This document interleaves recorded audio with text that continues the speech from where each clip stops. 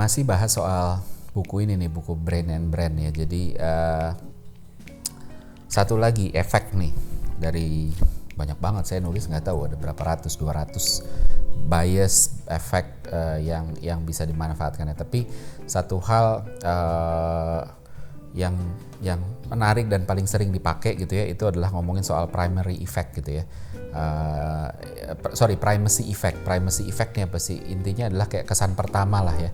Kesan pertama, orang bilang kesan pertama tuh nentuin nasib kita selanjutnya gitu kan. Kalau kita pertama ketemu orang yang suka, abis itu kayaknya enak gitu kan. Nah, kita pernah dong harusnya kenalan sama orang baru gitu kan, baik pertemanan atau bisnis gitu atau apapun itu gitu ya. Terus nggak tahu kenapa, gue kok serak banget ya, ini orang kayaknya enak banget ya. Atau sebaliknya, pernah baru dikenalin tapi kok, aduh nih kok orang nggak enak ya, gue nggak tahu deh, jangan ketemuin dia lagi deh gitu kan, dan lain sebagainya. Kadang-kadang kita bisa articulate, kita bisa ngomongin gitu ya, kenapa kita suka atau kenapa kita nggak suka gitu ya. Bisa jadi misalnya kita bilang orangnya baik, orangnya rapi, orangnya tulus gitu ya. Tapi bisa juga ya kalau di sisi sebaliknya, ketika nggak suka, orangnya oportunis ya, orangnya kok kayaknya licik ya, mentingin diri sendiri ya, egois ya, dan lain sebagainya. Nah, cuma nggak jarang juga kita juga gagal untuk bisa mengartikulate ya. Kita cuma ya nggak tahu aja, tapi kok kayaknya nih orang oke, atau nggak tahu aja nih orang ada yang aneh deh, nggak tahu gue kok nggak nyaman aja gitu ya. Nah, sesuatu yang kita bisa articulate itu tadi levelnya hygiene, levelnya tuh kayak udah paling basic banget, sehingga kita harus bisa jaga gitu penampilan gitu kan, cara ngomong segala macam. Kalau orang udah bisa, oh gue cocok sama dia karena apa, orangnya sopan. Nah itu itu kan bisa, ketika bisa articulate ya kita harus tahu dan kita harus bisa ngejaga gitu. Tapi yang lebih powerful itu justru yang nggak bisa diarticulate gitu kan, sesuatu yang nggak tahu ya tapi kok dia begini ya. Nah itu yang harus dicari kenapa, dan kita harus jagain kenapa itu powerful. Karena kalau kompetitor ngelakuin itu, kita susah untuk taunya. Kalau kita ngelakuin itu, kompetitor nggak bisa susah juga untuk taunya. Tapi dampaknya udah pasti ada gitu kan.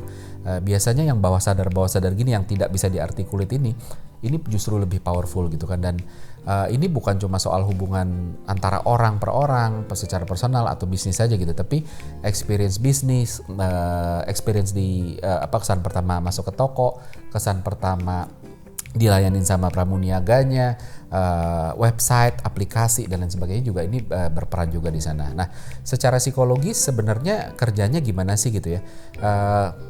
Saya ngelihatnya gini, bahwa otak kita tuh kan selalu tentang survival gitu ya, tentang gimana cara kita survive gitu. Nah, caranya adalah dengan otak itu berusaha sense making gitu, berusaha untuk scanning dulu ketika kita ada di situasi baru untuk ngelihat, ini situasinya aman apa enggak gitu ya.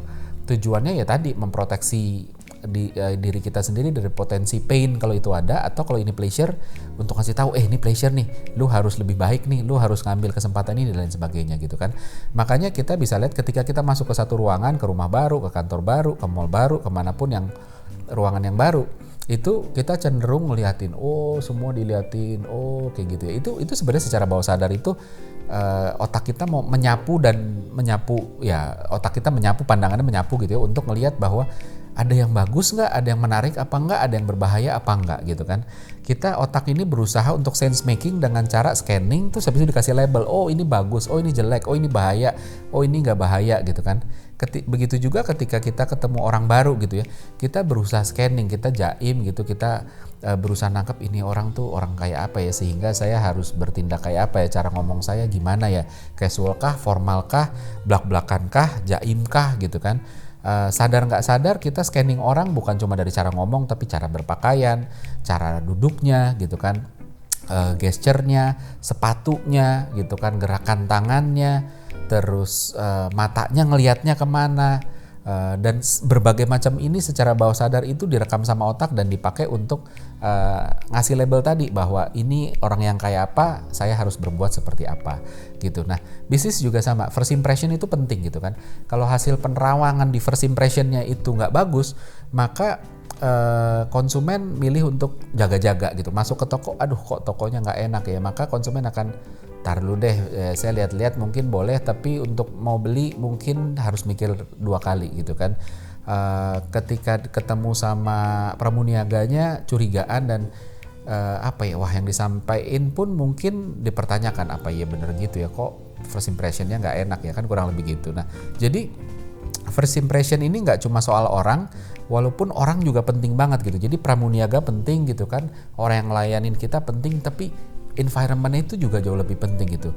Bank besar gitu ya, contoh kayak apa, BCA, CIMB itu dari level security, dari level tukang parkir, dari level satpam di depan itu ramahnya luar biasa sampai ke dalamnya gitu, dan ramahnya itu ramah yang tulus gitu ya.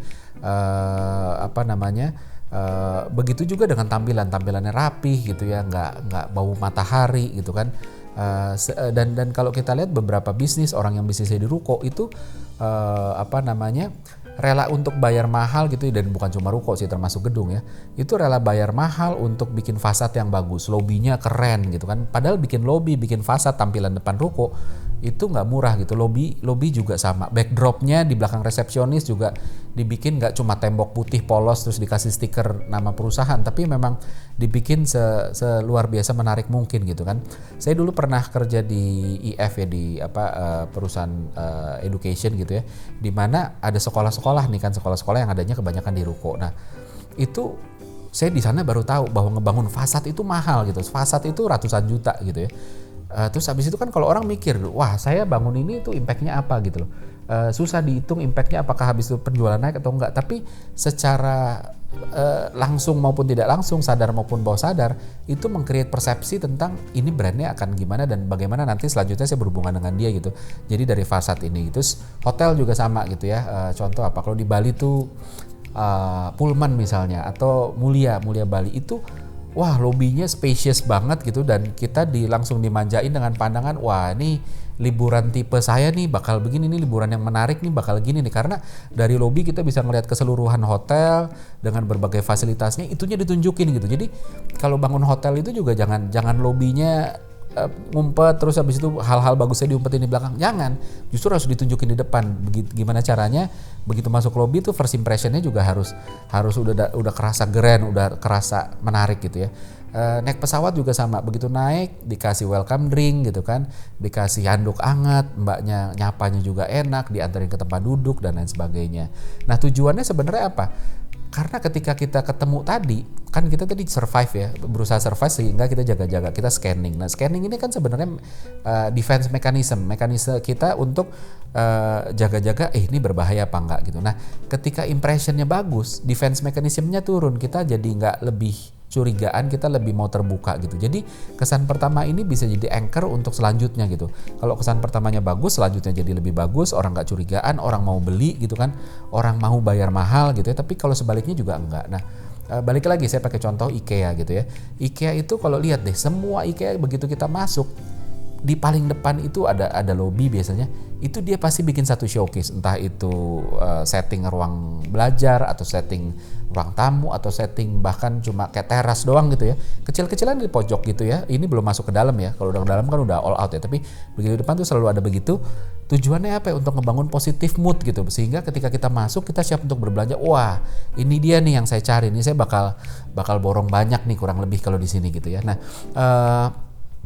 jadi balik lagi, sebegitu pentingnya kesan pertama, tapi orang seringkali perhitungan, aduh nggak perlulah, ini nggak pengaruh ke penjualan.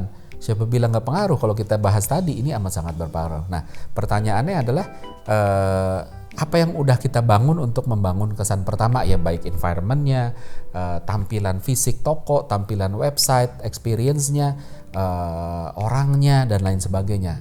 Kita udah ngerancang itu apa belum? Itu penting banget buat nentuin sisanya gitu.